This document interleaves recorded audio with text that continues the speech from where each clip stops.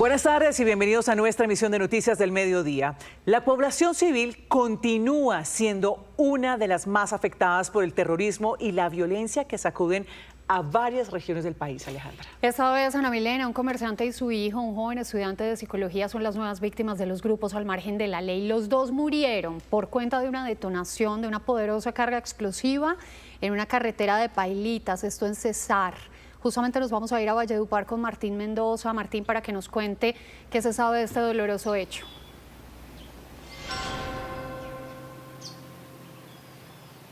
Alejandra, les cuento que los técnicos antiexplosivos que llegaron al lugar de esta tragedia, de este acto terrorista, indicaron que hay evidencias de que se trató de una detonación controlada de cilindros repletos de fuertes explosivos que acabaron con la vida de estas dos personas. También encontraron evidencias para afirmar que este atentado no iba dirigido contra los dos civiles que frecuentaban esta zona rural del municipio de Pailitas, residían en el municipio de Ocaña, pero que ellos indudablemente nada tenían que ver con el conflicto armado. Y la comunidad de la zona está atemorizada y pide mayor acompañamiento de las autoridades.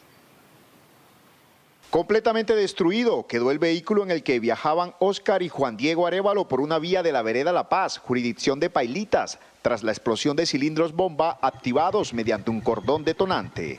Sí, ellos tienen al parecer un predio cerca de la zona y era frecuente su traslado por esa vía. Lastimosamente, el día de hoy, cuando iban en ese camino, hubo una detonación que destruyó por total el vehículo y también los cuerpos de los ocupantes.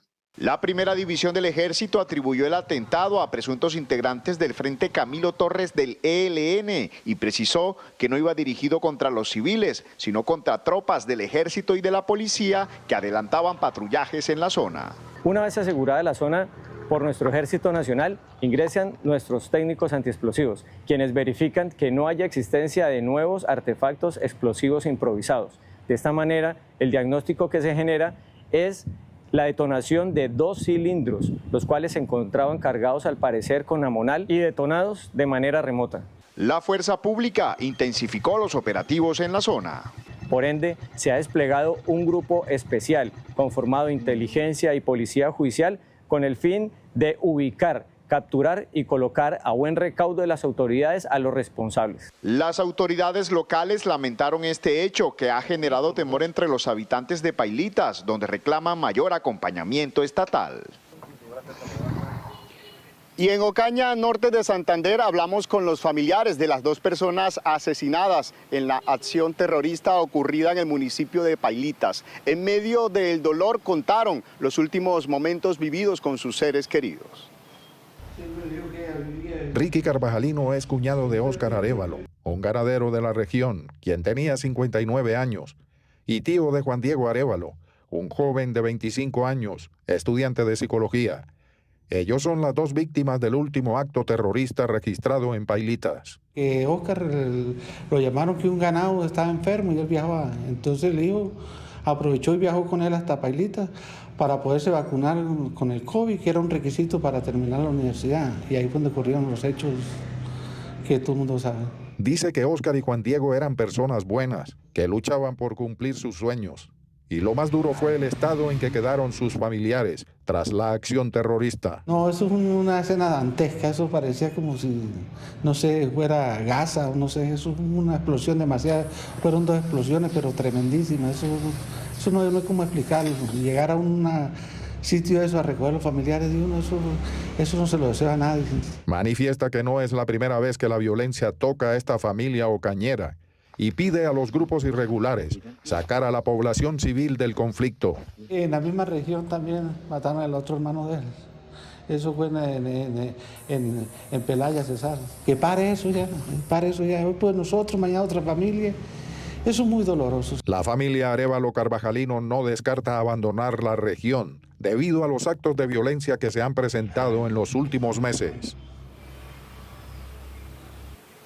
La gobernación del Cesar, la primera división del ejército y otras autoridades rechazaron este atentado que pone nuevamente sobre la mesa la difícil situación que vive el centro y sur del departamento del Cesar por el accionar de los grupos armados, especialmente del ELN. Y también en La Guajira, Martín, porque otro hecho de violencia tuvo como escenario a Maicao. Hombres armados con fusiles de asalto secuestraron a un comerciante. El gremio y la comunidad preparan una protesta para pedir seguridad y la liberación del secuestrado. Cámaras de seguridad muestran la llegada al barrio Ovidio Mejía de Maicao de una camioneta color gris. Segundos después se observa a 5 hombres con armas de largo alcance que descienden del vehículo y toman control de la calle. 2 de ellos ingresan a un local comercial. Otra cámara de seguridad muestra el interior del negocio cuando los delincuentes ingresan presurosos y apuntando sus fusiles en busca del comerciante al que iban a secuestrar.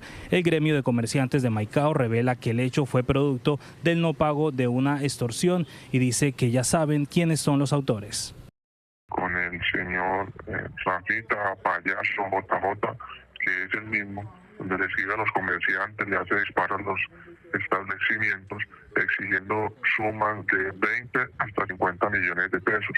El que no acceda a esto, pues entonces lo que viene es a decirle que lo va a asesinar. El comerciante de origen antioqueño fue identificado como Yomar Mejía, a quien se le ve en el video cuando es sacado a la fuerza por los hombres armados que habían ingresado a su negocio. Dada la situación, las autoridades informaron de un fuerte despliegue policial y militar. Tenemos a un componente importantísimo de GOES, Unipol, que han venido a reforzar esa seguridad en el municipio de Maicao.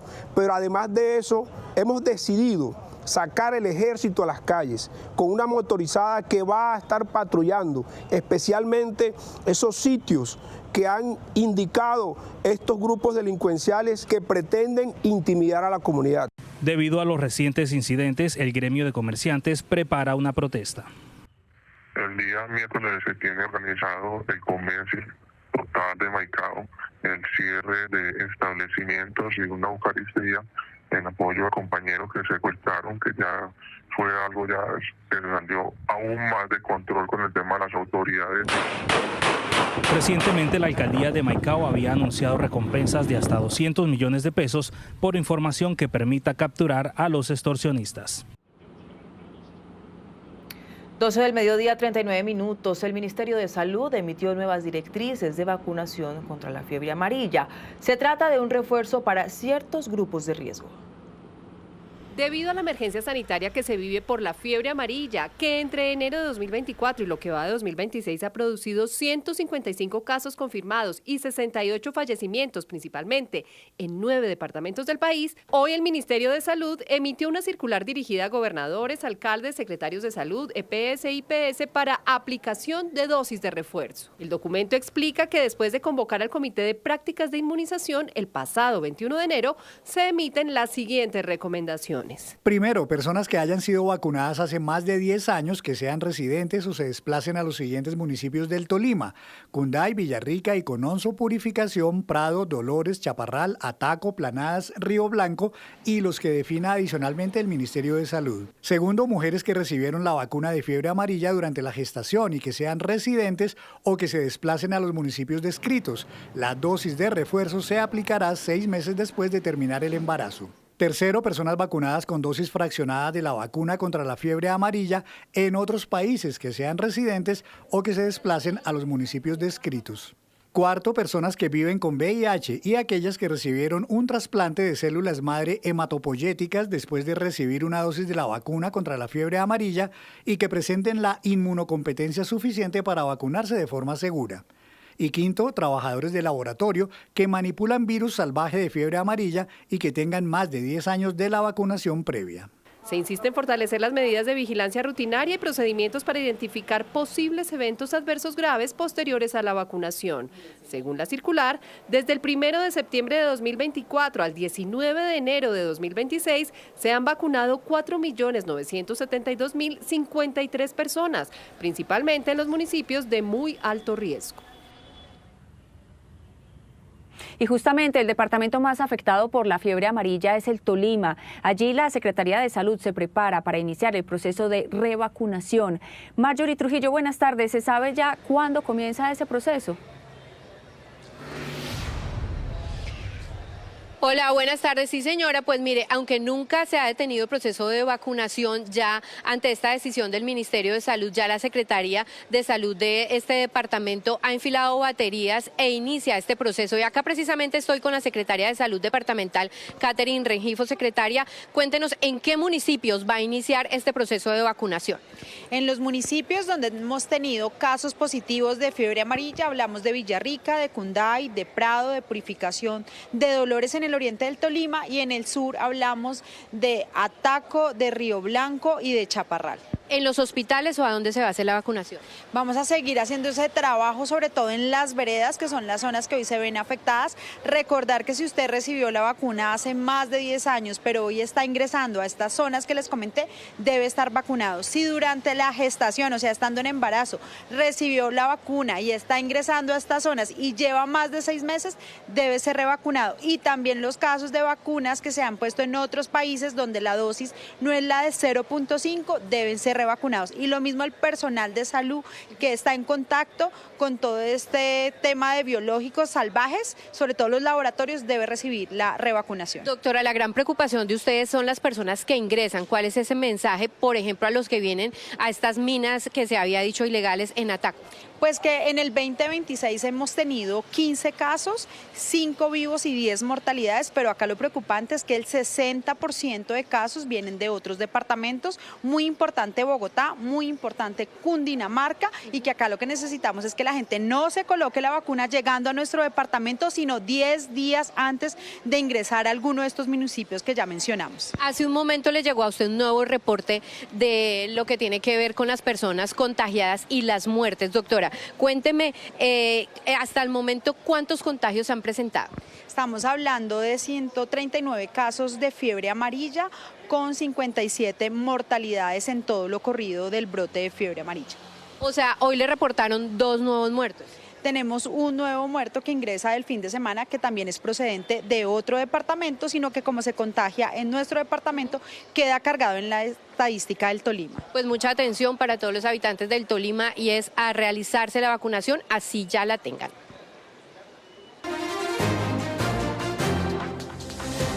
Estos son los sucesos que hacen noticia en el mundo a esta hora.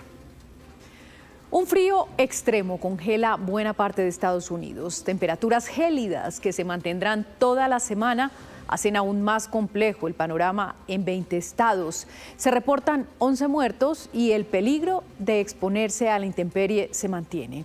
También hay graves trastornos en los aeropuertos. Para saber más, vamos a Washington con Jacopo Luzzi. ¿Cuál es la situación a esta hora, Jacopo?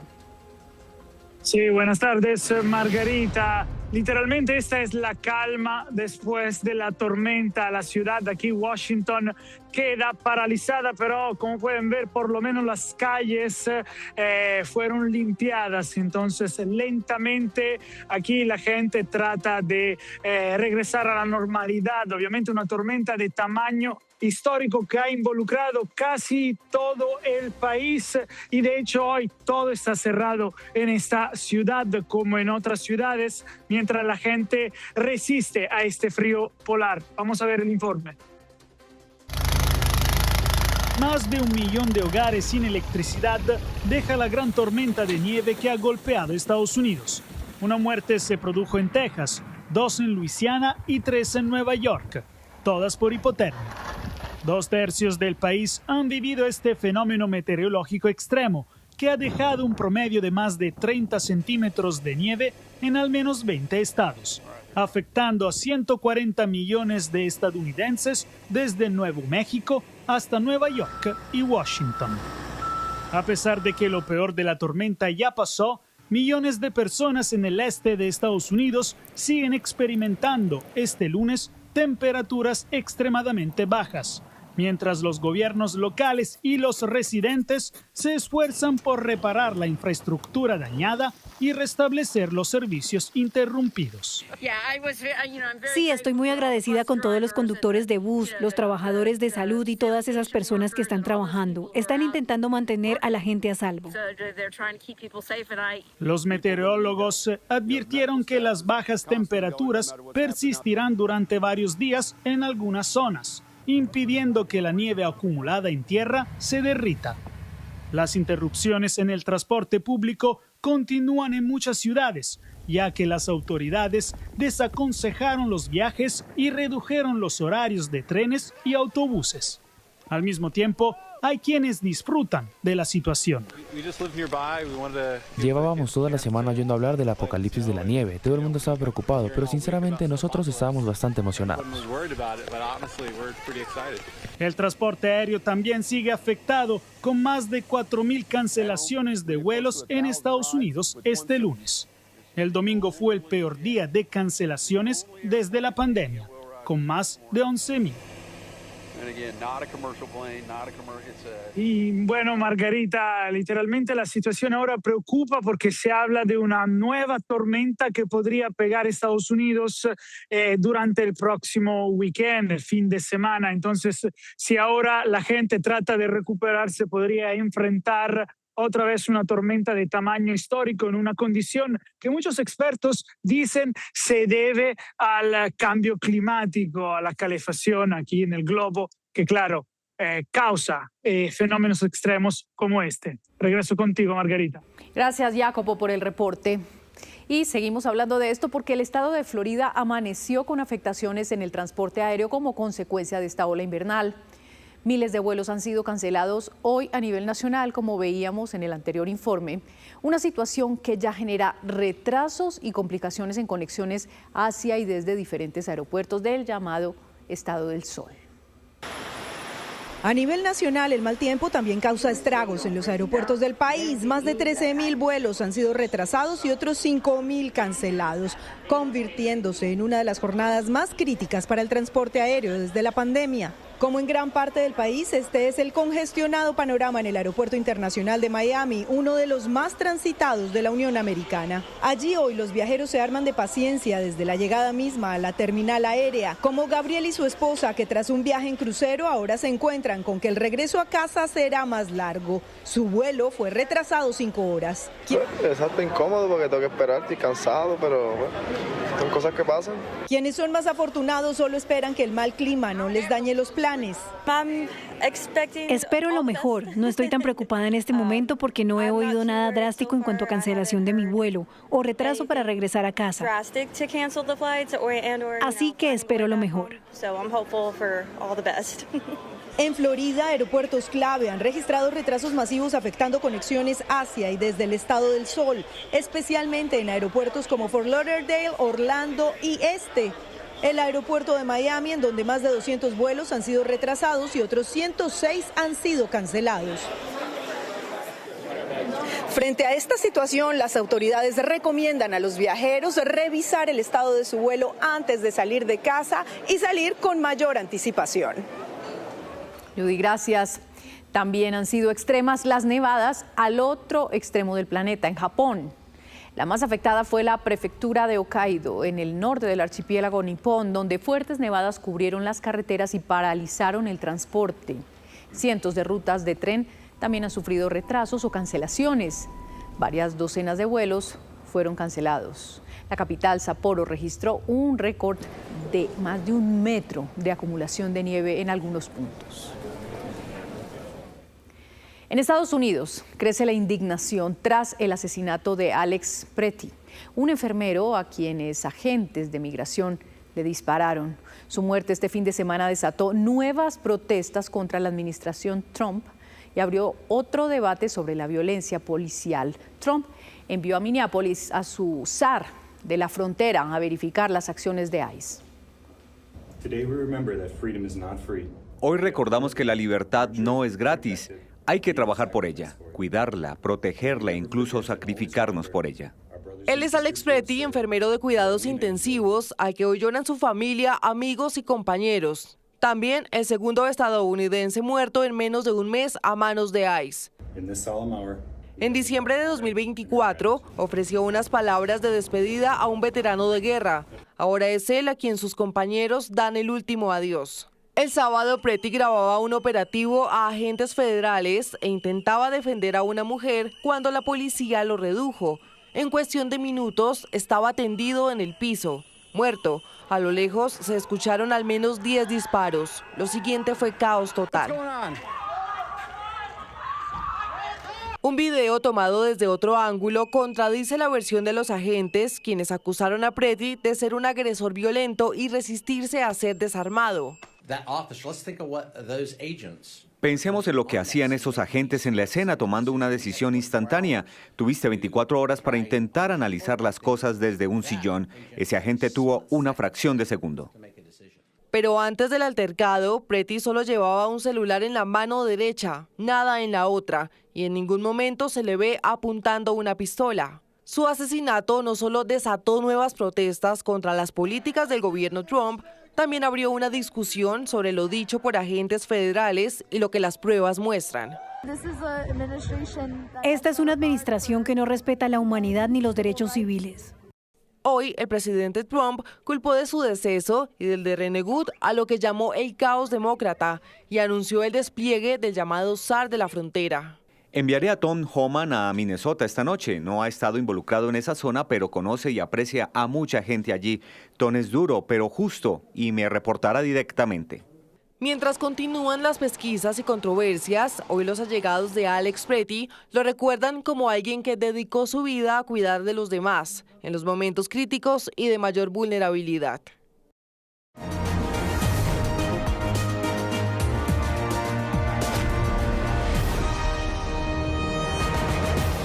12 del día, 52 minutos. Colombia decide 2026. En este tablero de candidatos de Noticias Caracol escuchamos las propuestas de cada una de las personas que aspira a ser el inquilino de la Casa de Nariño en el 2026. El señor Mauricio Cárdenas Santamaría, muchísimas gracias, candidato, por haber aceptado esta invitación para que le comunique a los ciudadanos cuáles son sus propuestas para conseguir la mejor Colombia posible. Buenas tardes. Gracias, Alejandra. Estoy feliz de estar acá. Qué bueno este espacio y conectarnos con ustedes para contarles de qué se trata esta propuesta de Mauricio Cárdenas. Bueno, Mauricio Cárdenas fue ministro de Hacienda, fue ministro de Transporte, fue ministro de Minas y Energía, fue director de Planeación Nacional. Tiene una expertise, tiene todas las credenciales para exponernos este plan de trabajo, señor. Bueno, esa hoja de vida es servicio público y lo primero que quiero decir es que para muchos colombianos la política es corrupción. Pero hay personas como yo y muchos otros, los que estamos, por ejemplo, en la gran consulta por Colombia, que vemos el servicio público como una vocación, ganas de hacer cosas, de dar resultados. Esa ha sido mi vida. Eso es lo que me motiva a mí, resolverle los problemas a los colombianos. ¿Y cuáles son los problemas serios de los colombianos? A ver, yo creo que empecemos por lo siguiente. Este gobierno nos ha hecho pensar que tenemos que escoger entre el sector público y el sector privado. A ellos les gusta la estatización y entonces dicen que no al sector privado. Yo creo que ese es un falso dilema. Hay que trabajar en armonía, en un modelo mixto, donde está el sector público y está el sector privado. A ellos también les encanta dividir a Colombia. Y entonces dicen, hay que escoger entre los empresarios y los trabajadores. No, para que una economía funcione bien, se necesita trabajar en unidad. Le va bien a los empresarios, le va bien a los trabajadores. No los van a dividir. El tipo de política que yo hago es una política enfocada en unir. Ese es para mí el principio de todo. ¿Y por qué eligió usted comenzar esta explicación de su propuesta de gobierno por aclarar estos falsos dilemas antes de hablar de la seguridad? Porque vamos a verlo recurrentemente y eso es lo que está en juego en las elecciones de este año.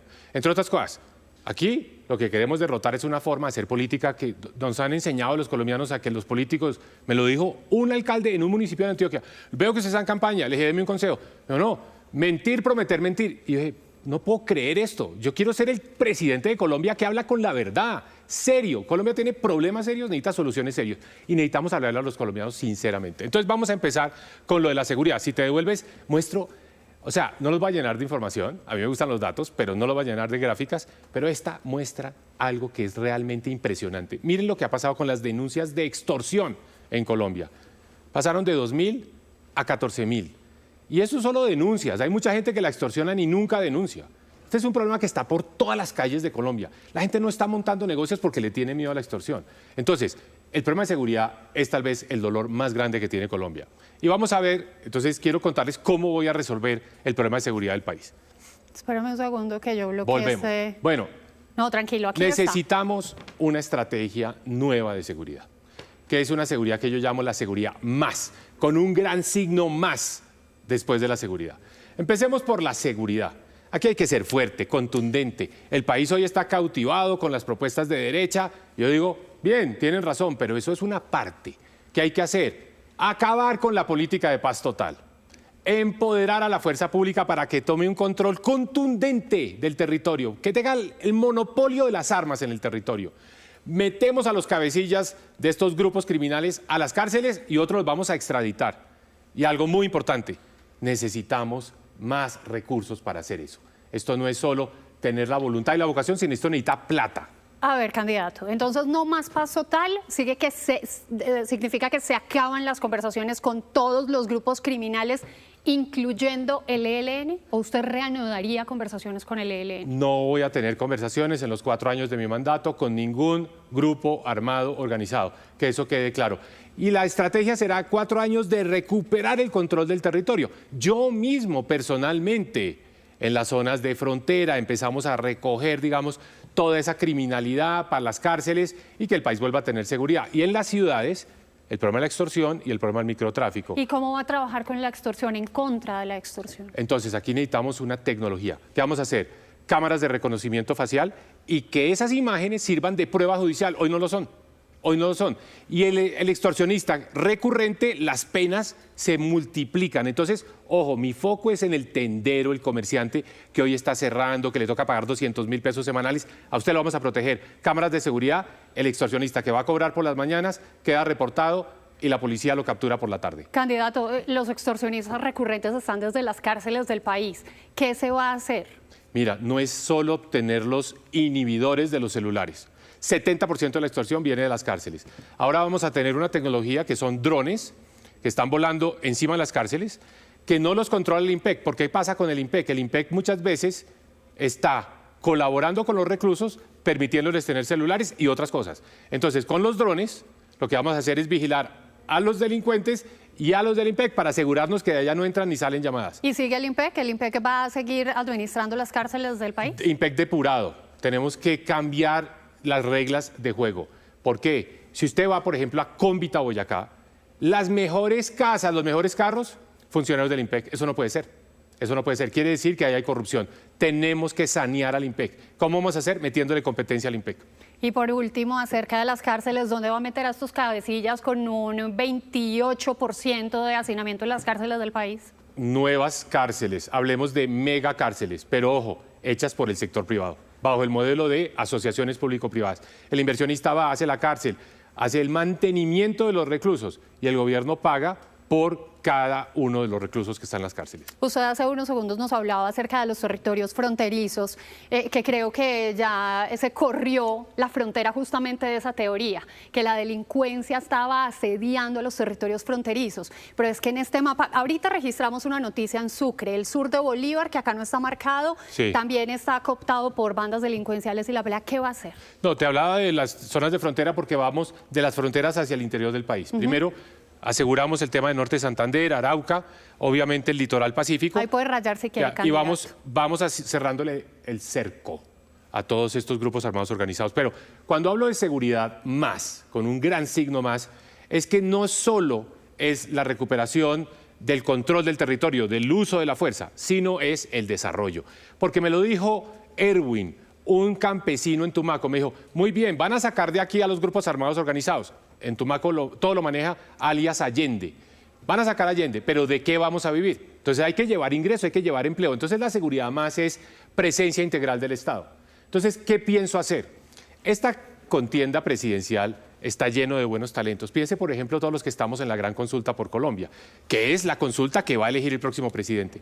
Cualquiera de los 9 que estamos ahí podría ser un maravilloso gerente, digamos un superministro, para decir, uno se encarga del Catatumbo, otro se encarga del Pacífico nariñense, otro se encarga del sur de Bolívar, del Bajo Cauca antioqueño, del Chocó. para llevar el Estado. Superministros en el sentido de que tienen que coordinar la acción de los diferentes ministerios, viven en las regiones, pero vienen a Bogotá solo a los consejos de ministros. ¿Y qué cartera cerró usted seguía con estos superministros? ¿Interior? No, ¿Defensa? no, ellos van reportando directo al presidente, vienen al Consejo de Ministros, pero tienen capacidad de tomar decisiones coordinando la acción del Ministerio de Transporte, del Ministerio de Educación, del Ministerio de Salud en las regiones. Es decir, llevamos el Estado, porque eso es lo que está faltando, y llevamos ingresos, llevamos empleo. Entonces, llevamos a la fuerza pública, pero llevamos las oportunidades económicas también.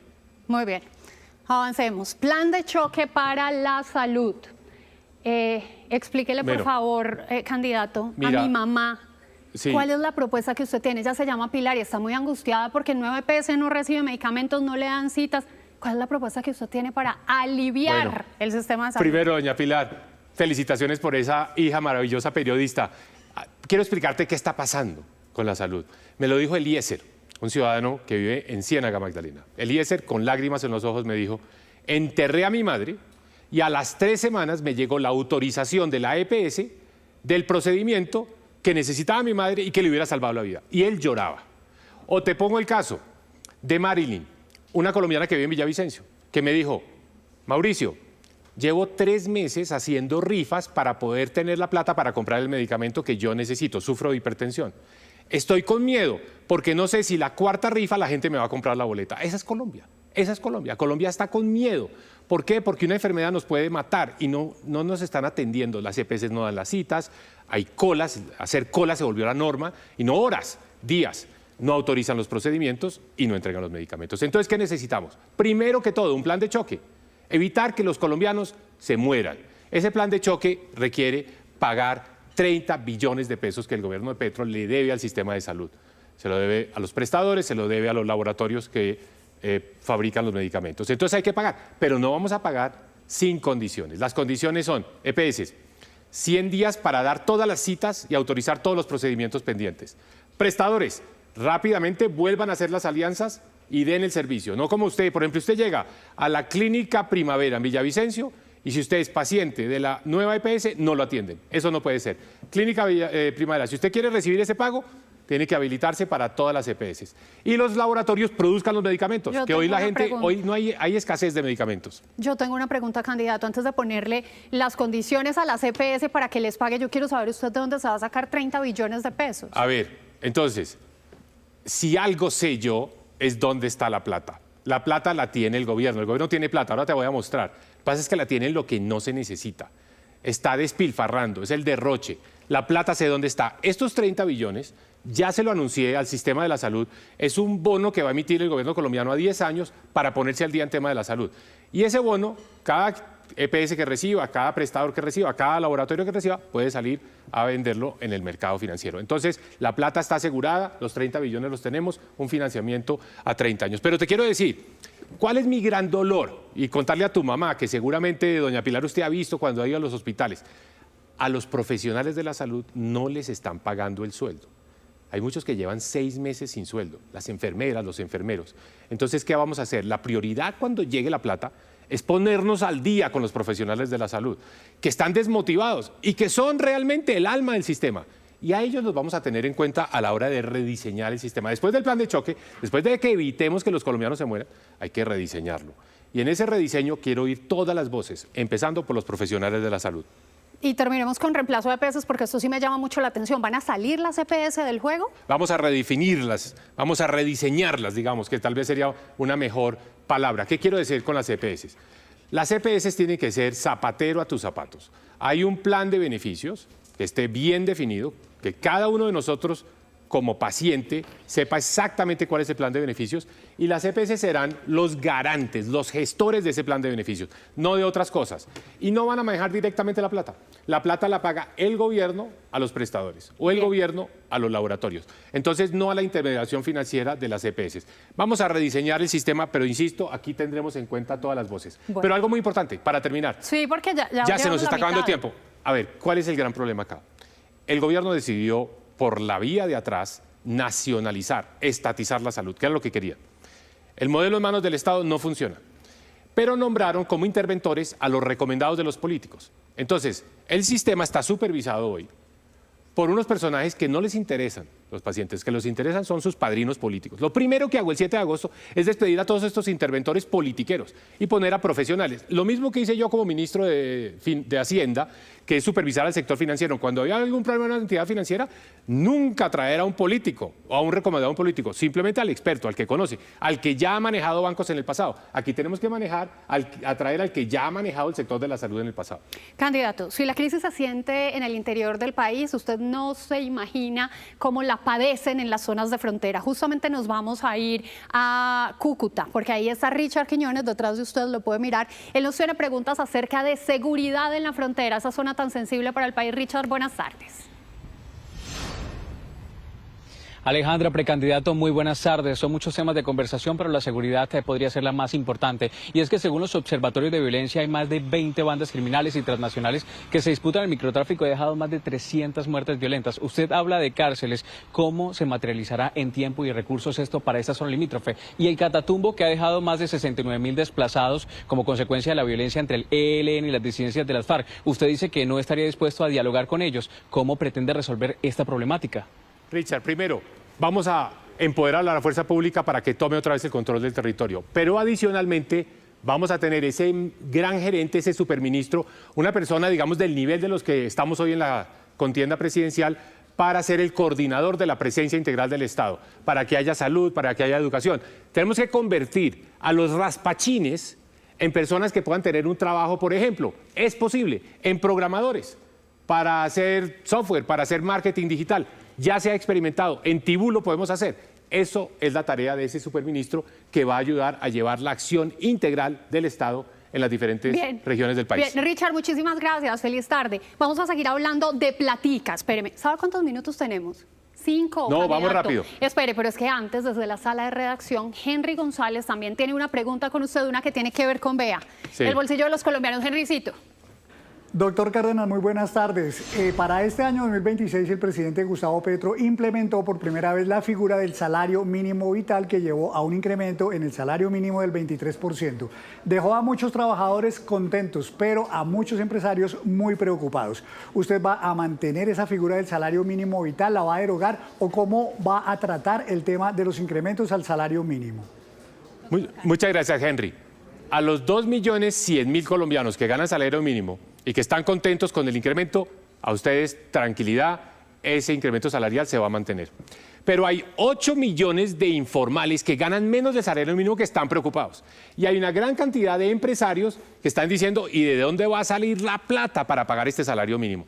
Entonces, a los que están preocupados, Mauricio Cárdenas, como presidente, va a hacer confianza a los empresarios, bajar los impuestos a los empresarios para que tengan la capacidad de pagar ese salario mínimo. Y a los informales vamos a quitarles las trabas que han impedido que se genere empleo formal en Colombia. Yo ya lo hice, lo sé hacer. Entonces, a los informales les vamos a dar a ustedes la posibilidad, una autopista para que pasen de esa informalidad, que les pagan poco, que no tienen prestaciones, que no tienen vacaciones, a que tengan ya un ingreso regular, formal. Ese es mi compromiso con ustedes, es decir, hacer viable lo que es el incremento del salario mínimo, quitando las preocupaciones. Candidato, le voy a mostrar las diapositivas que siguen. Donde usted quiera hacer doble clic, usted me dice pare. Entonces te voy a decir rápidamente. Perdón, ¿me devuelvo? Sí, una. Listo. Entonces, la plata existe, plata hay. No se coman el cuento de que no hay plata. El gobierno está gastando 438 billones de pesos, 179 en el 2018, mucha más plata. El tamaño del gobierno es el más alto de toda la historia, más alto incluso que durante la pandemia. Plata hay. Listo. Lo que pasa es que se está gastando mal. Miren lo que está haciendo el gobierno. Órdenes de prestación de servicios, 191.000 el año pasado. Son los contratistas. Estos no van a trabajar, estos son el empleo militante. Van a ir a llenar las manifestaciones del pacto histórico, van a votar por Iván Cepeda. Son además los de las bodegas, 191.000. Esto lo estamos pagando con su plata y con la mía. Eso cuesta casi 8 billones de pesos. Lo que tú necesitas para que te paguen los medicamentos del sistema, para que te den la cita, este gobierno lo está gastando en estos contratistas que no tienen oficio, simplemente militan en el partido del gobierno. Doctor Cárdenas, y cuando usted el 8 de agosto termine con esos 191.000 empleos o órdenes de prestación de servicios, ¿ahí no le van a subir los índices de desocupación o de desempleados? No, esos son datos que no mueven la cifra general de desempleo. Además, esa plata se va a ir a dar las oportunidades para la educación, para la salud. O sea, Colombia la necesita para el empleo de calidad.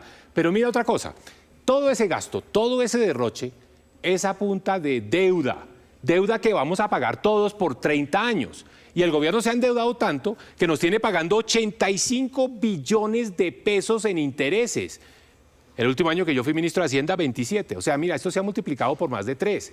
Eso es, tú sabes, el ejemplo de tu mamá, Pilar. Si usted pagaba 25 millones de pesos de intereses y ahora paga 85 y sus ingresos no han cambiado, usted sabe que llega un punto donde no va a poder, van a venir por la casa. Eso es, el gobierno cayó en manos del gota a gota. ¿Por qué? Porque además de tener mucha deuda, ahora le cobran una tasa de interés altísima al gobierno. Está pagando más de 13% de interés anual por lo que necesita de financiamiento del gobierno. ¿Y entonces la solución que usted propone? La solución es clara. Necesitamos un serio, una persona responsable, un estadista, no el que más grite, el que más sepa hacer, poner la casa en orden. Hay que quitar toda esa grasa sin afectarte a ti. No vamos a quitar ningún beneficio si tú recibes un subsidio de los servicios públicos, o si estás en Familia en Acción, o si estás en el programa de Colombia Mayor, no tienes nada de qué preocuparte. Vamos a quitar la grasa de esas cosas que no sirven para nada. El Ministerio de la Igualdad, las órdenes de prestación de servicios, eso es. Entonces es un bisturí para poner la casa en orden quitando la grasa. Esta es una propuesta ya para hablar de lo que propuestas duele, sí, a la gente. Mejorarte la calidad de vida. Primero, casas sin cuota inicial. Casas de 42 metros cuestan 150 millones de pesos. El gobierno pone la cuota inicial, 50 millones de pesos. Tú tomas un crédito de 100 millones de pesos y solo pagas una cuota mensual de 650 mil pesos. O sea, mucho colombiano hoy no tiene el ahorro para la cuota inicial. No se preocupe, el gobierno le pone la cuota inicial. 650 mil pesos es más o menos lo que pagan arriendo. Pero Primera hoy propuesta. en día el Fondo Nacional del Ahorro está entregando también casas sin cuota inicial porque como se acabaron los subsidios de Mi Casa Ya. Pero eso es una cosa marginal. Aquí esto va a ser el programa nacional, 400 mil casas. Déjame, te muestro la siguiente propuesta. Apoyo al emprendimiento. Madre, cabeza de hogar. Te toca duro. Madrugar, hacer la comida a los hijos, llevarlos al colegio, irse a trabajar, volver por la noche, mantener también a tus padres. Necesito que tengas un emprendimiento que te dé un ingreso. 2 millones de pesos para que montes un negocio. Puede ser un salón de belleza, una tienda, una cafetería. Y con eso tienes más independencia económica. Y sobre todo también puedes liberarte mejor y más fácil de una mala relación. Aquí hay mucho abuso. Mucho abuso. 1 de cada 3 mujeres en Colombia es víctima del maltrato. Candidato, ¿y cómo van a verificar que esos 2 milloncitos de pesos se lo entreguen a la señora y no se los quite el marido que la maltrata? No. Es que no es solamente la plata, sino también el conocimiento. ¿Va a haber capacitaciones para que la gente pueda saber en qué invertir la platica? Alejandra, yo fui el creador de Familias en Acción, programa que ha beneficiado a millones de familias en Colombia. Y el solo hecho de darle la plata a la mujer ha sido la garantía de éxito de ese programa. La mujer es seria, es responsable, no se deja quitar la plata y la invierte en lo que se necesita. Así que mujeres, cabeza de hogar en Colombia, apoyo al emprendimiento para que montes tu negocito. Entramos en zona roja, se nos acabaron los 20 Listo. minutos, así que... Rápido. Entonces, termino. El sueño de muchos colombianos jóvenes hoy es irse de Colombia. Aquí está. Mi sueño es que te quedes en Colombia, que desde Colombia le vendas servicios al mundo, factures en dólares, ganes en dólares, pero no te tengas que ir de Colombia. Y vives acá, en pesos, con tu familia, en tu cultura, en tu idioma. Pero para eso necesitamos formación en cursos cortos que te entrenen para oficios donde sabemos que hay trabajo. Gastronomía, programación, mercadeo digital, técnico contable, técnico agropecuario. Le vendemos al mundo un curso de 1 año y tú ganas acá y te quedas acá y no te tienes que ir a pasar dificultades a Estados Unidos. 30 segundos. 30 segundos. Y nos fuimos con... Soy parte del equipo que creó las 4G, maravillosas carreteras doble calzada por toda Colombia. Nos falta un eslabón más, el acceso a las veredas. Entonces, vías terciarias y secundarias. ¿Cuál es el nuevo modelo? Al programa de concesiones, que hay muchas concesiones que están pendientes, me comprometo con estas y otras, por ejemplo, Cúcuta-Pamplona, a las nuevas concesiones les vamos a poner una obligación adicional. El concesionario tendrá que rehabilitar y mantener 10 kilómetros de vías rurales por cada kilómetro de vía nacional. Y de esta manera vamos a tener más capilaridad, vamos a llegar a las veredas para que el campesino colombiano pueda bajar sus productos a menor costo, en menor tiempo, a los mercados. ¿Cómo vamos a pagar esto? Hoy las concesiones son de 30 años, las vamos a extender hasta 45 años, porque esos 15 años adicionales le van a permitir al concesionario hacer la inversión en las vías secundarias y terciarias. Bueno, ahora sí, bye bye, con este sí o no rápidamente. ¿Nueva tributaria, señor Cárdenas? Nueva tributaria no, aunque voy a hacer una reforma para bajar impuestos, pero no una tributaria para subir impuestos. ¿Sí o no? ¿Nuevos contratos de exploración y explotación, candidato? Definitivamente sí. Perfecto. ¿Repatriar y limitar las inversiones en el extranjero de los fondos de pensiones? No. ¿Usted va a revivir esa prima a los congresistas? No. ¿Haría reducción de entidades como Contraloría y Procuraduría para ajustar el gasto? Pero por supuesto, la nómina del Estado colombiano ha crecido excesivamente. Hay que recortarla en todas las entidades, incluyendo los entes de control. Listo, vamos a seguir acá. Ahí está. ¿Cárcel para menores de edad homicidas, candidato? Sí, pero especiales para ellos, no mezclados con los adultos. ¿Cadena perpetua a violadores y feminicidas? Sí. ¿Relación y reconocimiento a Delcy Rodríguez? Sí, mientras Estados Unidos la esté apoyando. ¿Restablecimiento de las relaciones con Israel? Indiscutiblemente sí.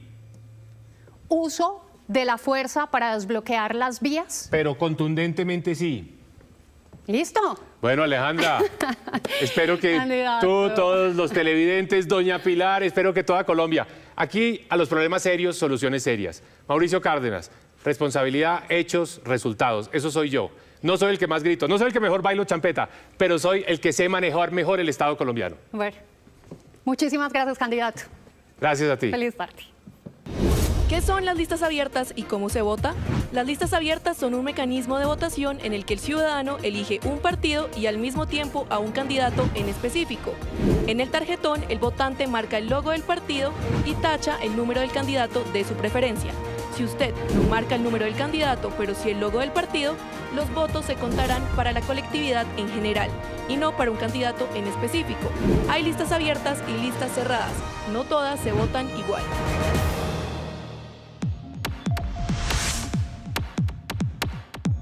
Si los tuviera enfrente, ¿qué preguntas les haría a los candidatos presidenciales? Los leemos en @noticiascaracol. Espectacular, y es que los conciertos del artista puertorriqueño en Medellín dejaron millonarios ingresos para la economía formal e incluso para quienes viven del rebusque, que también se hicieron su agosto. Mariana Rodríguez, ¿cuál es ese balance de los espectáculos de Bad Bunny? Tatiana, televidentes, buenas tardes. Cifras muy positivas para la capital antioqueña y también muy especialmente para el sector del turismo, pues según cifras de Migración Colombia, llegaron más de 100.000 visitantes para estas 3 fechas de Bad Bunny. El 77% eran turistas nacionales, mientras que el 23% restante fueron internacionales. Recordemos que durante estas 3 fechas llegaron más o menos 150.000 personas hasta acá, el estadio Atanasio Girardot. Algunos de ellos todavía están acá porque aprovechan y se quedan con la familia, disfrutan, y eso también es lo que deja luego de estas fechas. Estamos hablando que de ese ingreso de más de 100.000 personas, el 77% eran personas de otras ciudades de Colombia y el 23% personas que venían de otros países, especialmente Panamá, República Dominicana, Costa Rica, Guatemala, Ecuador y por supuesto también de Puerto Rico, de donde es el artista. En cuanto a cifras, se estima que durante cada día un extranjero gastó más o menos $200 en Medellín, mientras que un turista nacional gastó en promedio 170.000 pesos. Es decir, que más o menos esas estimaciones que hace la alcaldía de Medellín a la ciudad le quedaron más de 168.000 millones de pesos.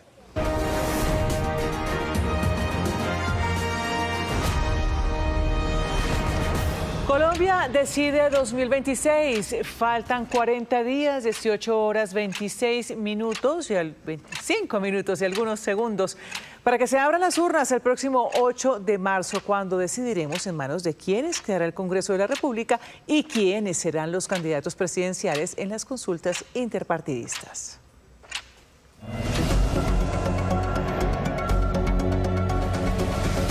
1:34 p.m. Vamos a empezar el radar de la política de hoy con la que sin duda alguna es la noticia política en Colombia cuando faltan 40 días para las elecciones. La decisión de María Fernanda Cabal de renunciar al Centro Democrático, su partido del que ha sido senadora varias legislaturas y donde se ha consolidado como una de las figuras más fuertes. El punto de quiebre son, por supuesto, las dudas sobre el proceso de selección de la candidata a la presidencia que dio como resultado a Paloma Valencia. El historial de agravios fue puesto sobre la mesa hoy por el presidente de Fedegan y esposo de María Fernanda Cabal, José Félix Laforí, que en esta carta de 32 puntos detalló las que considera son irregularidades en el proceso y, ojo, dice que cumplieron con manifestárselo también al expresidente Álvaro Uribe Vélez, líder natural de este partido, pero que tras las decisiones de la dirección ven que no tienen espacio en esta colectividad. La candidata Paloma Valencia ya respondió, dice que no habrá escisión, división del partido como lo pidió Laforí y que le ha pedido a Cabal que sea su gerente de campaña, pero no ha tenido respuesta aún. Aquí los detalles de este nuevo episodio de Tormenta al interior del Centro Democrático. Con esta carta enviada al director del Centro Democrático, Gabriel Vallejo, la senadora María Fernanda Cabal y su esposo, el presidente de Fedegan, José Félix Laforí, expresaron su decisión de no continuar siendo parte del partido porque dicen que no tienen espacio y proponen una escisión del partido para tener lo que llaman una salida digna. Las razones tienen que ver con presuntas irregularidades con la elección de la senadora Paloma Valencia como candidata del partido a la presidencia de la República, aunque la apoyó cuando se conoció el resultado de la encuesta. Lo dije desde un principio, lo establecimos en privado, en público. Hubiera sido Paola, hubiera hecho exactamente lo mismo y si soy yo, también. Vamos a ir unidas, vamos a acompañarnos porque unidas somos más fuertes. Sin embargo, en la carta se plantean reparos a los resultados de la encuesta realizada para la elección del candidato del partido. Para Laforí, a pesar de conocerse el resultado el 15 de diciembre, la firma que la realizó y la empresa auditora no han entregado toda la información pese a 6 derechos de petición. Según Laforí, al día siguiente de la encuesta recibió una llamada donde un expatriado venezolano le decía desde España que en una reunión se habló del resultado de la encuesta, a lo que Lester Toledo, quien sería asesor de la campaña de Miguel Uribe Londoño, aseguró que estaba arreglada.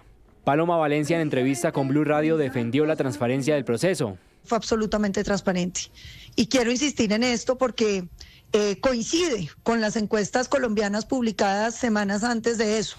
Y confirmó que la bancada no contempla la solicitud de una decisión del partido. No se va a escindir ni se va a partir porque los procesos son difíciles, pero la gracia de los partidos es que alguien pueda ganar y alguien pueda perder. Aunque el director del Centro Democrático, Gabriel Vallejo, se abstiene de referirse al tema, dio a conocer estos resultados de una auditoría donde se ratifican la victoria de Paloma Valencia con 1.037 votos contra 851 de María Fernanda Cabal.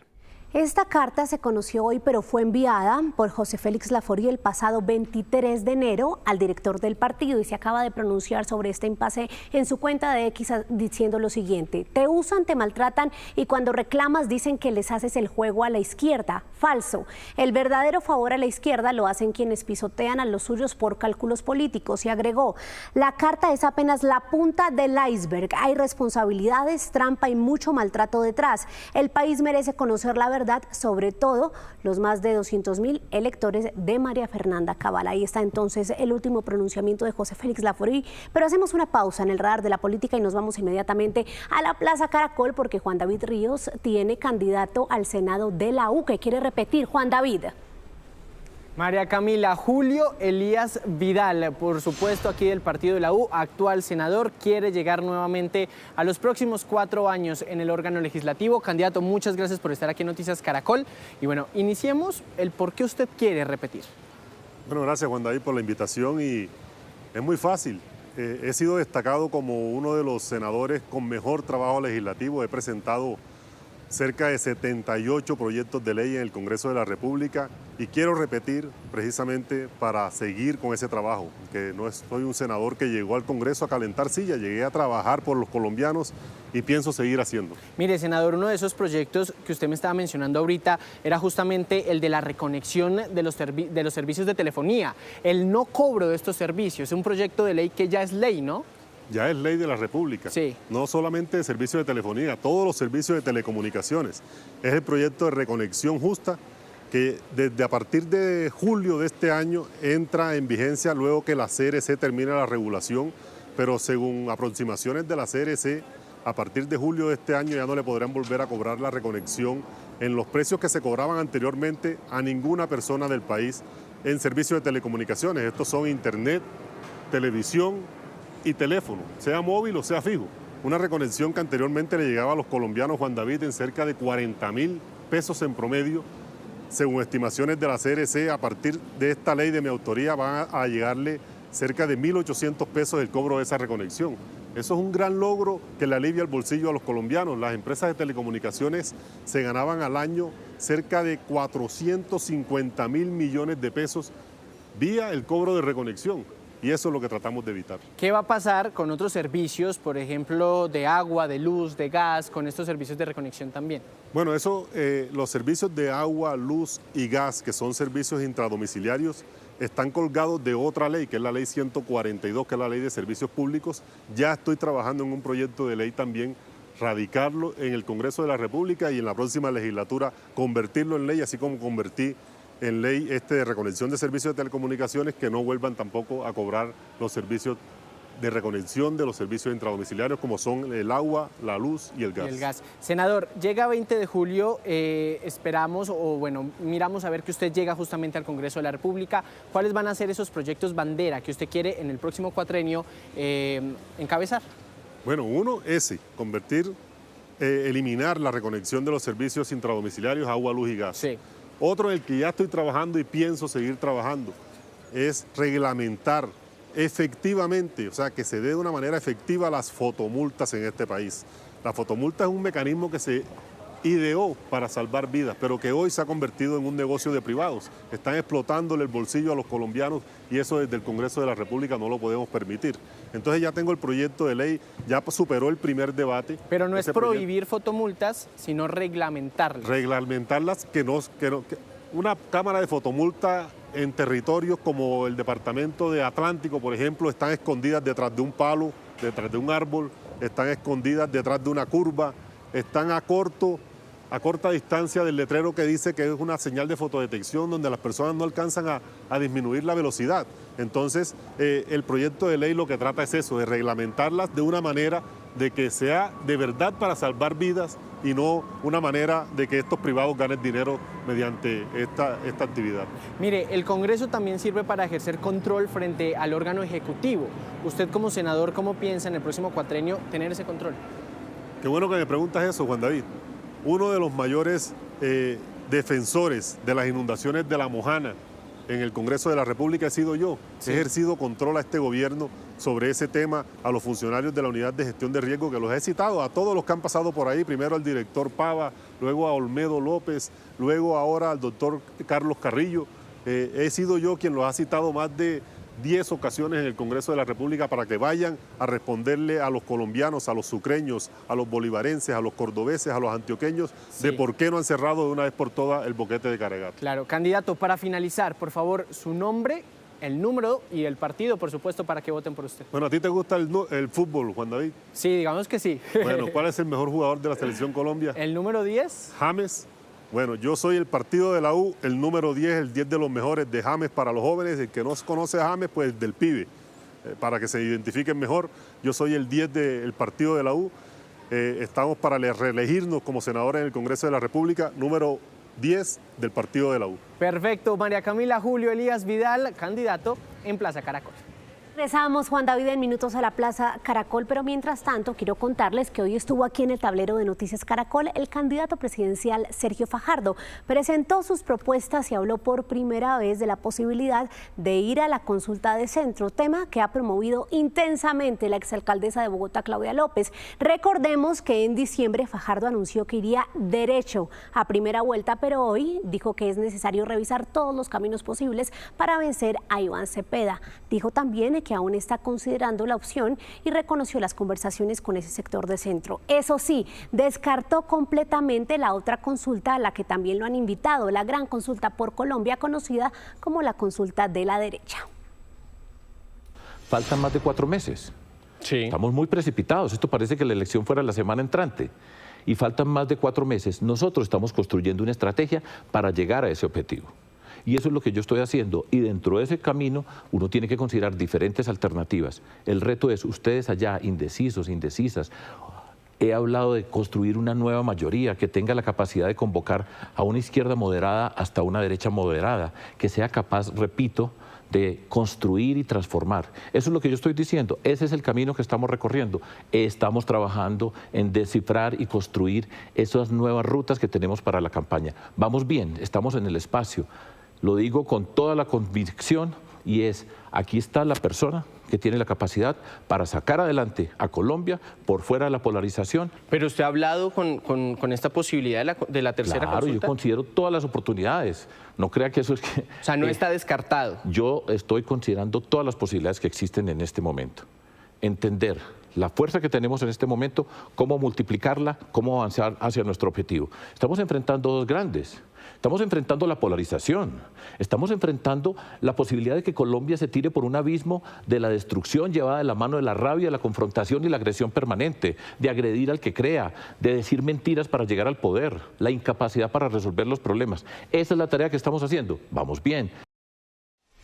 Y quien hoy, por supuesto, celebra estas declaraciones que acaban de escuchar de Fajardo es su principal promotora, la de esa consulta de centro, Claudia López, que anunció desde un recorrido hoy por Suba que esta semana buscará sentarse nuevamente con Fajardo, Cristo e incluso con Maurice Armitage, que recordemos ya le había dicho que no. Quiero agradecerle a Sergio por su generosidad y su apertura de considerar la propuesta de la consulta de la gente el próximo 8 de marzo.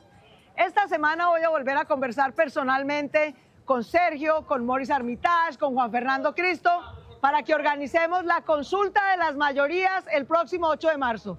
Estoy segura que si aparecemos en el tarjetón de la consulta, vamos a ganar. ¡Vamos imparables! Y vamos a hablar ahora del puntero en las más recientes encuestas reveladas este fin de semana. Iván Cepeda, que luego de su gira por el sur y el norte del país, llegará a Cúcuta esta semana, mañana.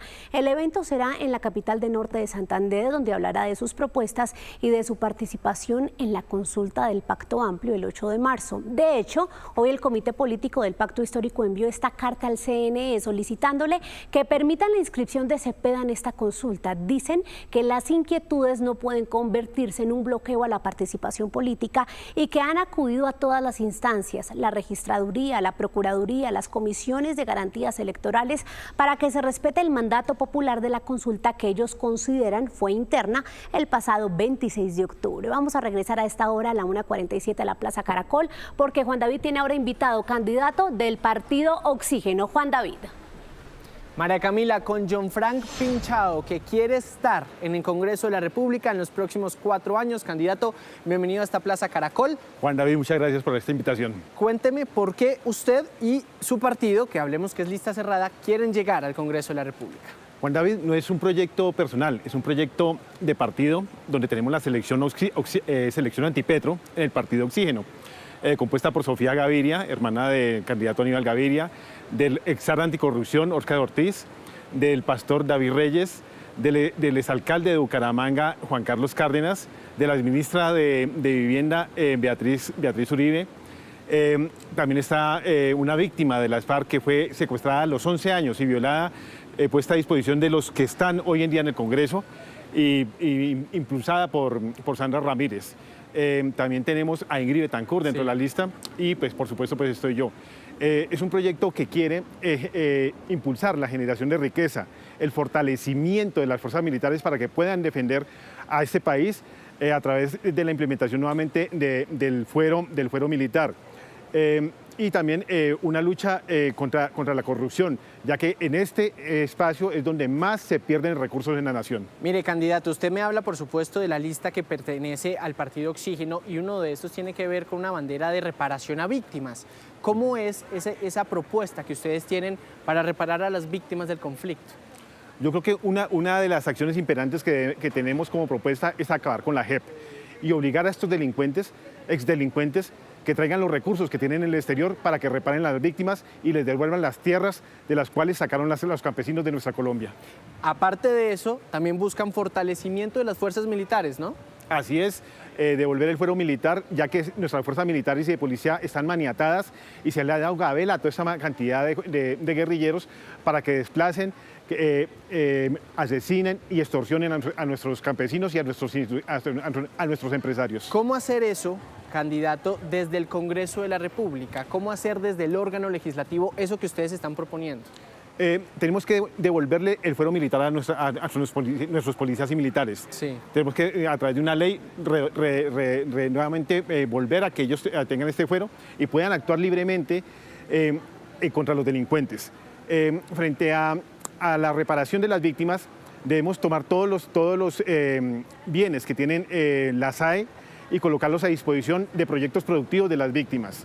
En la generación de riqueza queremos erradicar toda la cantidad de trámites que tienen los pequeños emprendedores para iniciar sus negocios y evitando esto ellos puedan generar riquezas y también un mecanismo donde permita que las exportaciones de estas pequeñas empresas, microempresas, les den la vía libre para que saquen sus productos al exterior y traigan recursos al país y no tengan los colombianos que emigrar para ir a lavar baños o hacer empleos menores para poder mandar remesas a Colombia, sino que desde aquí se genere la riqueza colombiana. ¿Cómo fortalecer, candidato, ya vamos cerrando, cómo fortalecer justamente a las microempresas, a los empresarios que están trabajando en una tienda, en una panadería? Eso es, tenemos que quitarle todos esos trámites burocráticos que se generan para impedirle a estas personas que trabajen libremente. Tenemos muchas trabas para generar empresas y eso vamos a trabajarlo para que todos los colombianos tengan la capacidad de generar sus propias empresas y así generar empleo y no tener que pedir empleo. Candidato, ¿cómo encontramos, por supuesto, el logo del partido Oxígeno en el tarjetón, teniendo en cuenta que es una lista cerrada y la invitación a que voten por usted? Claro que sí, este 8 de marzo, acompáñenos marcando Oxígeno, ya que somos lista cerrada, no tenemos números, solo marquemos el logo de Oxígeno y así estarán aportando para crear una Colombia mejor. María Camila, John Fran Pinchao del partido Oxígeno llegó aquí, por supuesto, en la Plaza Caracol.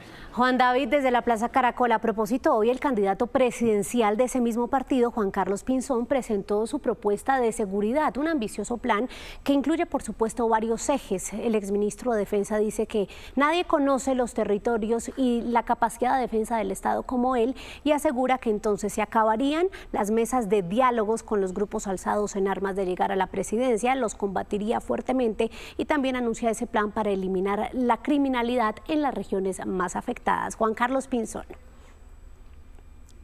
El plan Cero Tolerancia con el Crimen y el Fin del Miedo en Colombia. Este es un plan que tiene 6 componentes y más de 100 medidas concretas, específicas. Es hecho por los principales expertos en materia de seguridad, militares, policías, personas de inteligencia y civiles que conocen Colombia a fondo. Y es la respuesta a una Colombia que hoy está en la peor crisis de seguridad en 30 años.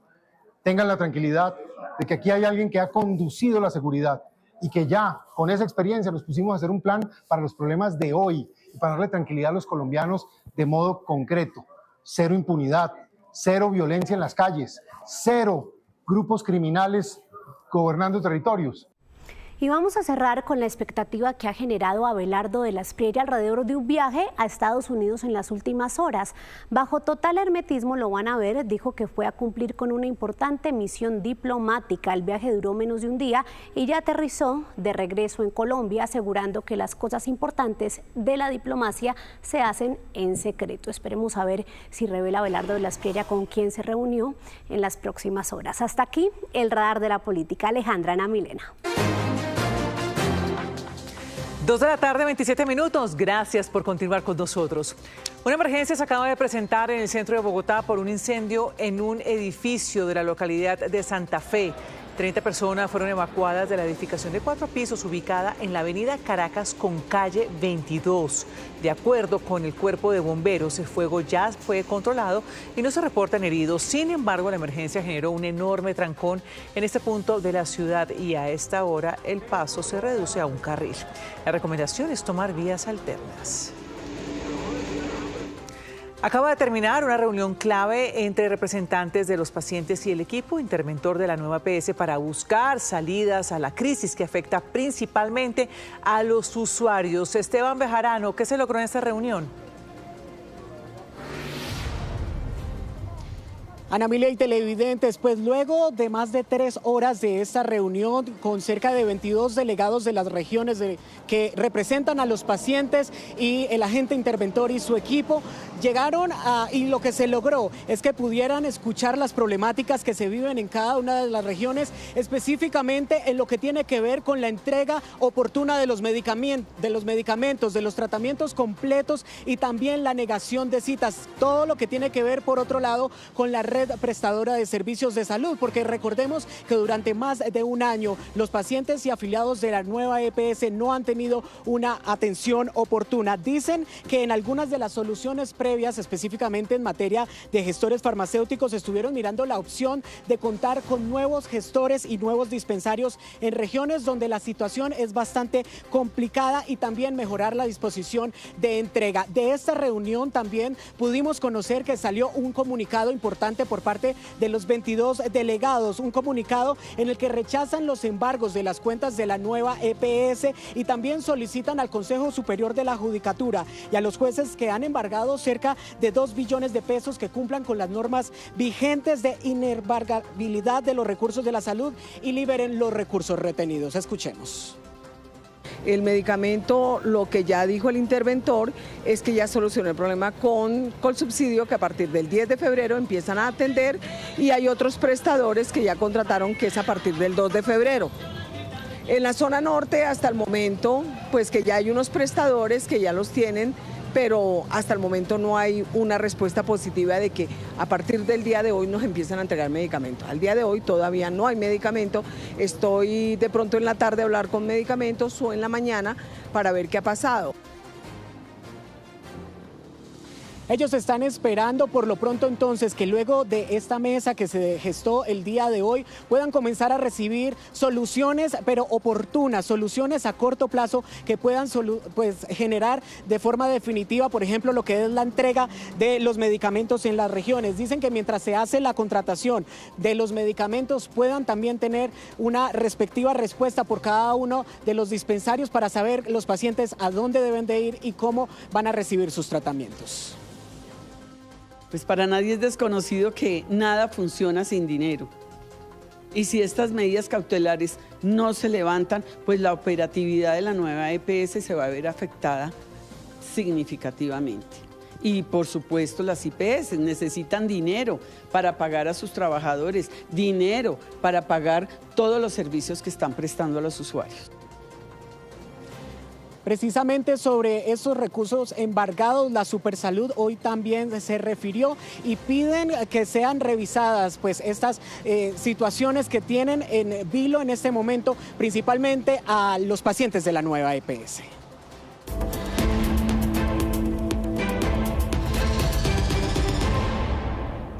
Abrazos y lágrimas de alegría devolvieron la esperanza a un centenar de familias venezolanas tras la excarcelación de más de 100 presos políticos este fin de semana. Uno de ellos, al salir, utilizó un disfraz para sorprender a sus pequeñas hijas. Esta es la historia. Estas niñas vieron venir a un oso gigante corriendo hacia ellas. Lo que jamás imaginaron era que debajo de esa máscara estaba el ser que más aman, su padre.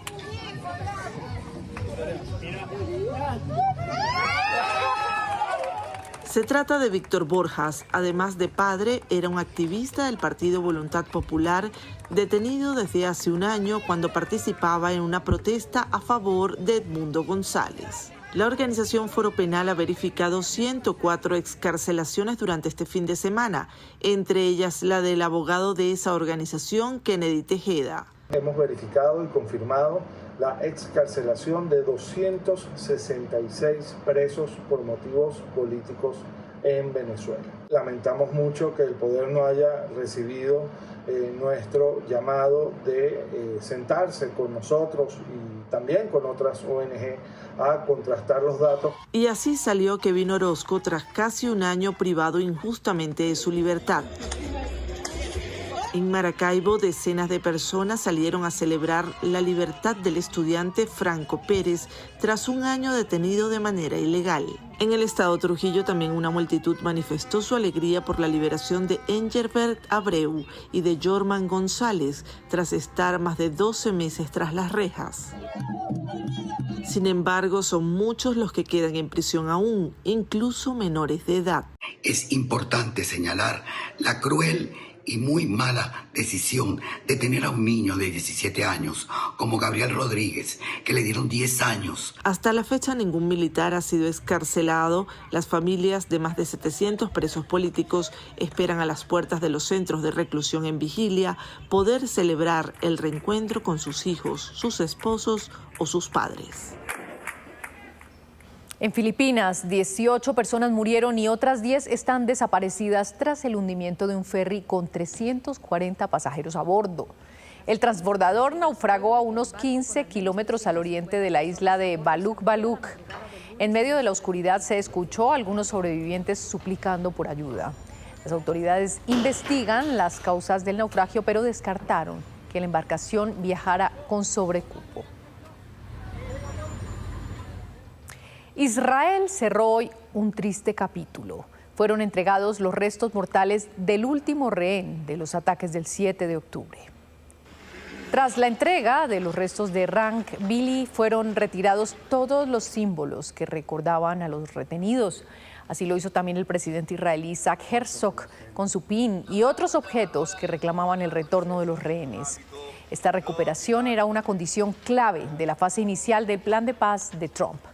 Israel ha prometido ahora que reabrirá el cruce fronterizo de Rafah entre Gaza y Egipto, la principal puerta de entrada al hasta ahora sitiado enclave. Miles de japoneses le dijeron adiós a sus últimos 2 pandas gigantes que serán devueltos a China. Los gemelos Xiao Xiao y Lei Lei eran los más populares del zoológico de Tokio. El retorno de los osos estaba planificado, pues expira el acuerdo de préstamo en el marco de la llamada diplomacia del panda, que contemplaba el envío de estos animales a otras naciones como símbolo de amistad. Pero es que la amistad entre Tokio y Pekín está pasando por un momento crítico debido a las tensiones con Taiwán. Y eso le ha dado al regreso de los 2 panda una interpretación aún más simbólica.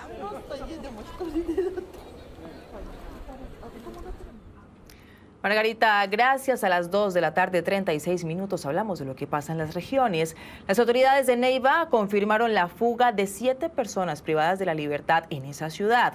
Entre los fugitivos está alias Richard, señalado de participar en el atentado con motobomba en La Plata. Belsi Trujillo nos entrega más detalles. Adelante, Belsi. Así es, Stephanie, muy buenas tardes. Hoy las autoridades en la capital del departamento de Huila confirmaron la fuga de 7 presos que se encontraban internos en el centro de reclusión transitorio ubicado en el barrio El Triángulo, en la ciudad de Neiva. Según las primeras investigaciones, estos sujetos habrían averiado la reja y luego abierto un orificio en el techo por donde huyeron. A la fuga se dieron estos 7 internos, dentro de los cuales se encuentra un disidente, alias Richard, responsable de instalar la motobomba en el municipio de La Plata, que dejó más de 20 heridos y 2 personas muertas. Las autoridades están tras la pista para recapturar a estos delincuentes. El personal que presta servicio en el centro de detención transitorio se percata de la fuga de 7 personas privadas de la libertad, entre ellas uno conocido como Richard. De inmediato se inició el acordonamiento y se continúan con las labores operativas para lograr la captura de estas personas. Asimismo, al interior de la institución se inició ya con la investigación respectiva para lograr individualizar las responsabilidades frente a este hecho. El secretario de Gobierno de Neiva y el comandante de la Policía Metropolitana de la capital huilense han sido enfáticos en las declaraciones entregadas que previamente habían informado al INPED a nivel nacional de lo que implica tener en este centro de detención transitorio a un delincuente, a un capturado con el perfil de alias Richard, pero que no fue posible el traslado, como lo solicitaban ellos, a una cárcel de máxima seguridad. También informan las autoridades que se ha abierto investigación disciplinaria a tanto policías como guardias que estaban en ese momento en turno, el momento que se dieron la fuga estos 7 internos.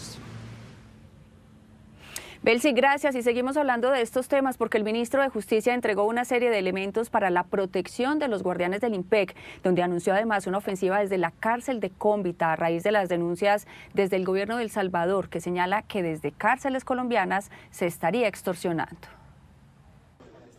Estos elementos son las nuevas medidas de seguridad para los guardianes del IMPEC. Son chalecos antibalas, camisetas blindadas, armas y máscaras antigases con los que buscan enfrentar las amenazas y ataques contra los funcionarios que hoy hicieron una protesta exigiendo justamente medidas de seguridad. Estamos entregando 324 chalecos que van a ser utilizados por el Grupo de Operaciones Especiales de los centros penitenciarios. Estas son unas camisillas blindadas que se pueden colocar debajo de la ropa. Estamos entregando 300 pistolas 9 milímetros. Estamos entregando 2.000 antigases para el grupo que va a reaccionar ante posibles motines. Sin embargo, el sindicato de trabajadores considera que las medidas son insuficientes. Tenemos unas promesas firmadas, supuestamente unos seguros que tampoco han llevado a cabo. El cumplimiento del incumplimiento del gobierno ha sido total, el desconocimiento, y por eso no nos quiere escuchar. El ministro de Justicia anunció que efectivamente se tomarán otras medidas, pero también se refirió a medidas por las extorsiones desde las cárceles. Inclusive hay denuncias de ese delito desde El Salvador, donde dicen que hay personas extorsionadas desde la cárcel de Cómbita. Pero además se asegura que en la cárcel de Valledupar hay mejor señal dentro de la prisión que afuera. Ya se les advirtió, fiesta o privado de la libertad que se vuele, director que se va. No vamos a seguir permitiendo que se naturalice esa situación porque es la seguridad del país, es la seguridad de la ciudadanía la que está en vilo. Esto es puro fortalecimiento tecnológico. La idea es revisar qué elementos hoy se tiene, qué equipos, y ver si podemos traer equipos de una mejor tecnología para lograr ese fortalecimiento. Lo que se busca con el fortalecimiento tecnológico, entre otras cosas, es bloquear las señales de los celulares dentro de las cárceles. 2:40 p.m. En el Catatumbo, la violencia sacó a los niños de las aulas. Docentes amedrentados no han podido regresar a clases, dejando a cientos de menores sin educación en medio del conflicto. Las clases están suspendidas en algunos colegios del Catatumbo entre Tibú y El Tarra, mientras que algunos docentes manifiestan el temor por sus vidas. En el desplazamiento hacia algunas instituciones educativas hay requisa de celular. Entonces, pues eso coloca a los profesores como nerviosos y así pues han tratado de llegar en su mayoría a trabajar, pero no con las condiciones verdaderamente de cualquier sitio de Colombia y con la seguridad que verdaderamente debíamos tener nosotros los educadores. Sí, en El Tarra, en la institución educativa Filogringo, ha sido difícil volver a estar en ese territorio. La Secretaría de Educación de Norte de Santander reconoce el problema y advierte que están haciendo un seguimiento de los casos. Nosotros hacemos un llamado a todos para que por favor respeten el tema a los docentes, a los estudiantes. Muchas veces se van y se meten a las instituciones educativas, pues esto atenta obviamente con este derecho a la educación que tienen todos nuestros niños. El año 2025 cerró con 150 denuncias de amenazas a docentes y en los primeros días del 2026 ya son 20 los maestros amenazados. Siguen dificultades, sobre todo el acceso a la zona rural del Catatumbo. Hay situaciones allí que se le dificulta, temor por parte de los docentes en los caminos hacia las zonas escolares, el retorno. Esa situación ha puesto a los docentes a muchos docentes presentarse en la Secretaría de Educación Departamental. En Cúcuta, el magisterio dice que hay mayor riesgo. En una de las sedes donde se reúnen los dirigentes del gremio docente, apareció un grafiti con la frase "Muerte a sindicalistas". 2:42 p.m. La Cámara de Comercio Colombo-Americana trazó el mapa de la relación entre Colombia y Estados Unidos previo a la reunión del presidente Gustavo Petro con el presidente Donald Trump. Laura Rojas, ¿cuáles son los detalles?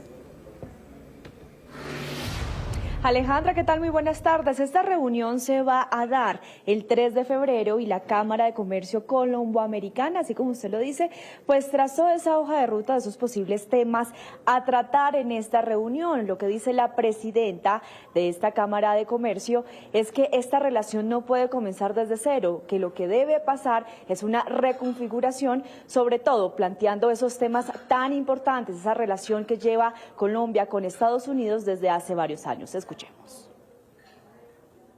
Esta reunión no cambia la dinámica, en el sentido que se da un proceso gradual de reconfiguración de trabajo conjunto, de señales, de acciones, de verificables y métricas que se puedan establecer para poder ir haciendo ese proceso de recomposición.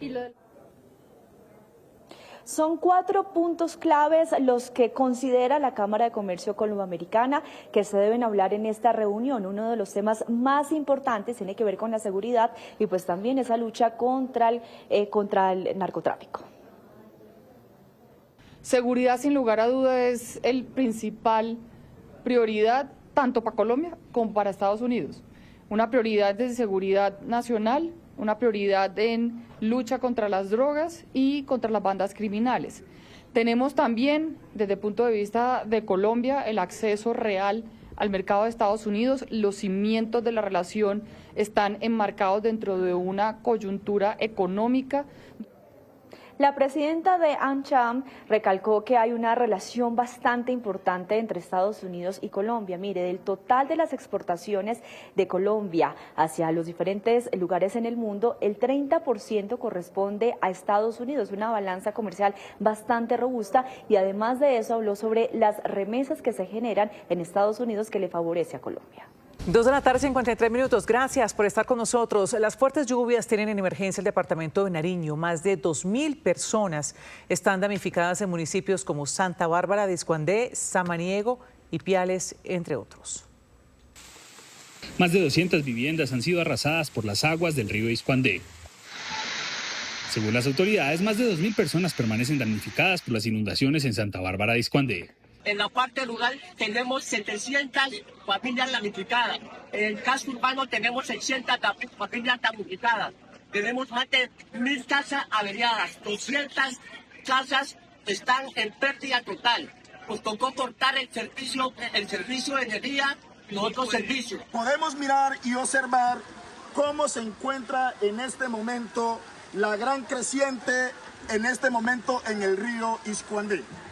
Y desde ya le hacemos un llamado al gobierno departamental y al gobierno nacional para que lo más pronto posible envíen ayudas humanitarias. Las pérdidas han sido millonarias, ya que personas han perdido por completo sus viviendas, encontrándose todo lo que había en ellas. Y es que las lluvias han afectado a otros municipios. Hoy desde Belén Nariño se ha rebotado la quebrada del Mocondino y esto está delicado. Tengamos precaución con las lluvias. En municipios como Belén, La Unión, Piales y Pasto también se registraron desbordamientos y deslizamientos. ¡Cuidado abajo! Señor Jesucristo, bendito.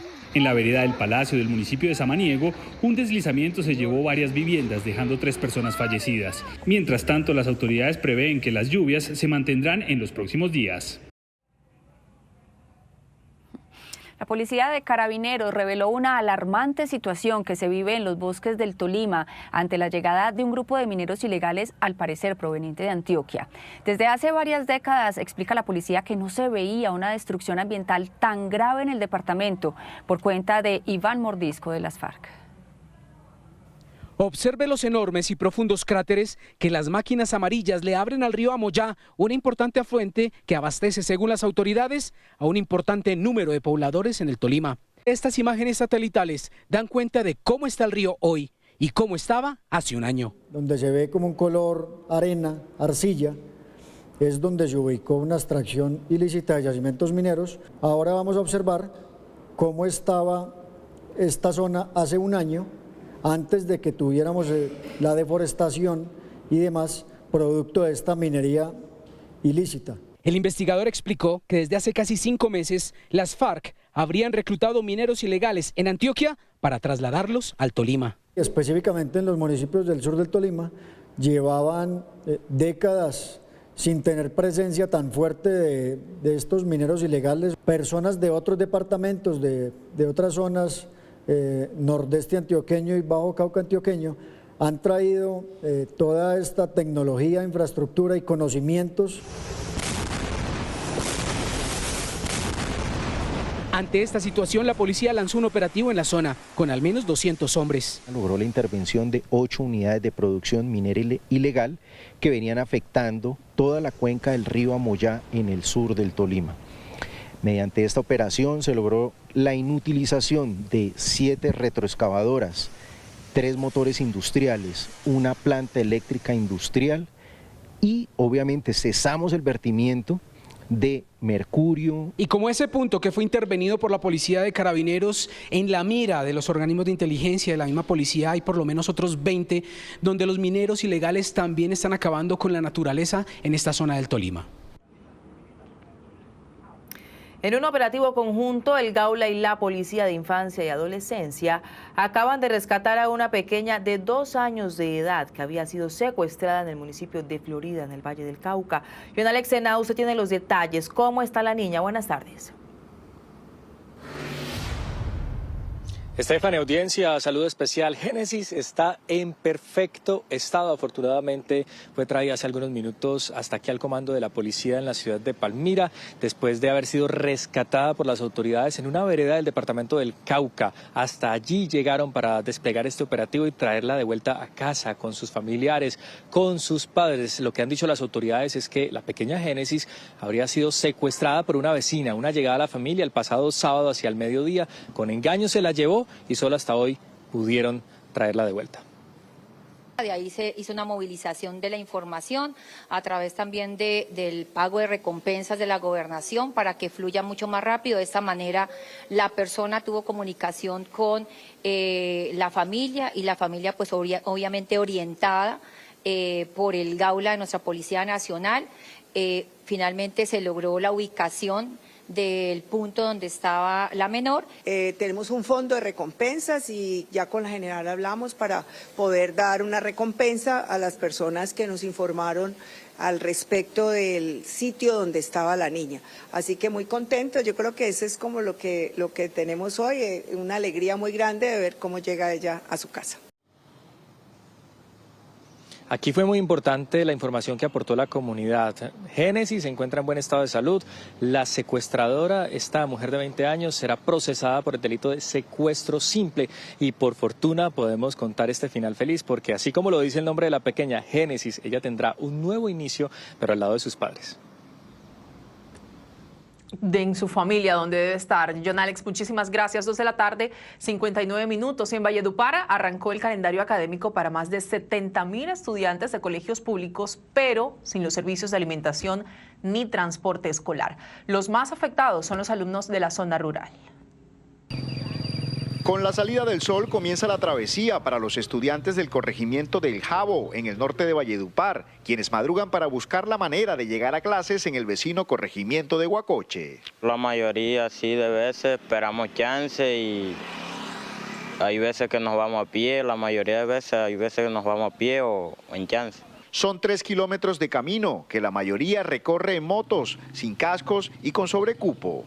Es mejor irse en la buseta que irse en un chance a ponerse a un accidente o algo, o que es motivo de cualquier cosa. Las 47 instituciones educativas de la capital del Cesar tienen 62 sedes urbanas y 121 rurales. Estas últimas son las más afectadas por los retrasos en el transporte escolar para la población dispersa en veredas y corregimientos. Realmente está en su proceso precontractual y todo va a la formalidad, todo siempre igual al inicio del año. Hay cambios justamente en los procesos de cambios de aumento de salario y todo eso, siempre hay que hacer unos ajustes, pero también teniendo en cuenta la cobertura. Todos los inicios de año se repite la historia, sin transporte, sin programa de alimentación escolar y en el caso de Huacoche, sin agua potable. Es complicado el tema de la permanencia de los niños acá porque el agua es un recurso básico y el corregimiento no cuenta con ese servicio de agua potable. Los niños, algunos traen sus termitos, algunos traen la plata para comprar la bolsa con agua, pero sabemos que todos no cuentan con ese servicio. La Secretaría de Educación anunció que el 26 de enero inicia el PAE, pero advierte que el transporte seguirá retrasado mientras se surte el proceso contractual. 26 de enero es hoy, ojalá sí haya comenzado el PAE en ese colegio. Y en contraste, en el departamento del Atlántico, más de 300.000 estudiantes regresaron al colegio con alimentación garantizada. En el municipio de Soledad, la alcaldía dispuso de transporte escolar para los niños del área rural. Sí se puede. Con estos aplausos, celebraron los niños de la isla de Cabica en Soledad el regreso a clases con servicio de transporte. Quiero darles la bienvenida de vuelta al cole. Hoy estamos aquí en este transporte que está garantizado para que durante todo este año escolar los lleve y los traiga del colegio. ¿Les gusta esa noticia? ¡Sí! ¡Seguro! ¿Les gusta? Anteriormente, los niños del Colegio Josefa Donado que pasaban al bachillerato tenían que recorrer 5 kilómetros de vía desde la isla hasta el casco urbano de Soledad, utilizando cualquier medio de transporte. En muchas ocasiones eran estudiantes que se iban a pie también, motos, pedían chance normalmente, pero para la gracia de hoy, pues contamos con un transporte. Hoy 190.000 estudiantes en Barranquilla y 107 municipios del Atlántico volvieron a las aulas con el PAE incluido. Me siento muy bien, yo creo que ha sido lo mejor que me ha pasado en mi vida. Un año nuevo, una vida nueva, me va a servir mucho este año. En el corregimiento de Gallego, en Sabana Larga, fue la Policía del Atlántico la que se encargó de darle la bienvenida a los estudiantes, quienes encontraron un colegio reconstruido por los mismos uniformados, que pintaron paredes, repararon sillas y mejoraron toda la infraestructura. La Policía Nacional, el día de hoy, desde el corregimiento Gallego de Sabana Larga, lanza el plan Regreso a Clases, Mi Escuela, Nuestro Segundo Hogar. No solo estamos acompañando el regreso a clases de niños, niñas y adolescentes en este 2026, sino que estamos reafirmando un compromiso social con la educación en todos los municipios del Atlántico. En Gallego, muchos de los estudiantes pudieron regresar a clases gracias a la donación de bicicletas, también recuperadas por la policía del departamento.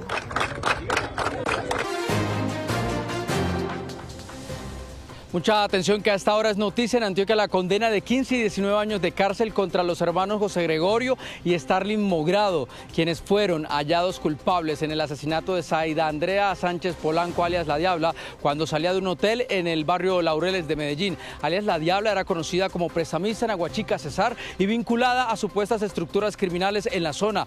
También se relaciona con el caso del pastor asesinado junto a su familia en Aguachica, porque supuestamente ese atentado iba dirigido hacia ella.